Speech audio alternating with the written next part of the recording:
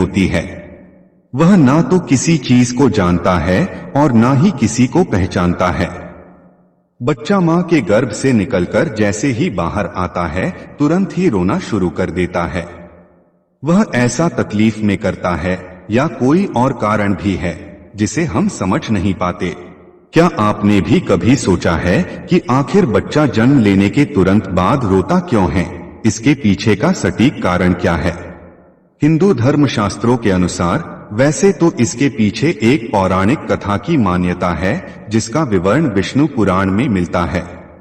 इस्लाम में भी बच्चे रोने के अपने अलग कारण बताए गए हैं। लेकिन सच्चाई क्या है, यह एक ऐसा सवाल है जिसका सही उत्तर हम सब जानना चाहते हैं। शिशु के जन्म लेते ही रोने के कारण को विज्ञान एक सहज और आवश्यक प्रक्रिया मानता है। तो दोस्तों आइए इस वीडियो में सबसे पहले हम बच्चे के रोने को लेकर वैज्ञानिक दृष्टिकोण समझते हैं, फिर हिंदू धर्मशास्त्रों में वर्णित उस पौराणिक कथा को जानेंगे जिसका उल्लेख विष्णु पुराण में मिलता है। नमस्कार दोस्तों, स्वागत है आप सबका हमारे चैनल वैदिक ज्ञान संगम में। आपसे विनती है कि चैनल को सब्सक्राइब कर लीजिए और कमेंट बॉक्स में जय श्री कृष्ण लिखकर परमात्मा को अपना आभार व्यक्त कीजिए। दोस्तों, नए जीवन की प्रक्रिया पुरुष और स्त्री के समागम के साथ शुरू होती है, जिसके फलस्वरूप जीव को एक नए शरीर के रूप में स्त्री के गर्भ में स्थान मिलता है। जब तक बच्चा माता के गर्भ में रहता है तब तक वह सांसारिक दुनिया से अनजान होता है। माता के गर्भ में वह जीवित तो होता है परंतु वह सांस नहीं लेता। उसके शरीर को खाना पीना इत्यादि मां से जुड़ी गर्भनाल से प्राप्त होता रहता है। बच्चे के फेफड़े तो बन जाते हैं लेकिन वह प्रयोग में नहीं रहते।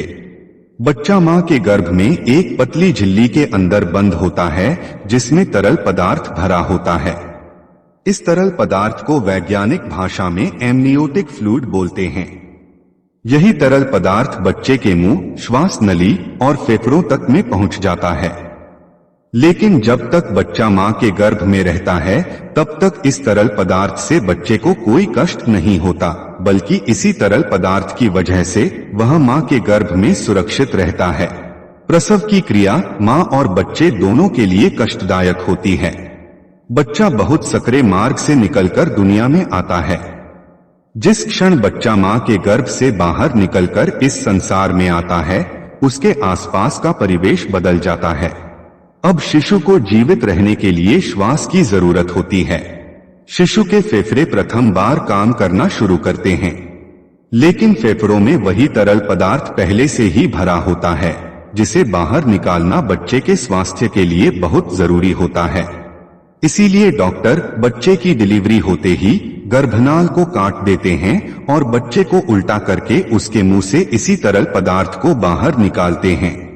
ऐसी असहज स्थिति में बच्चा प्रथम बार रोता है।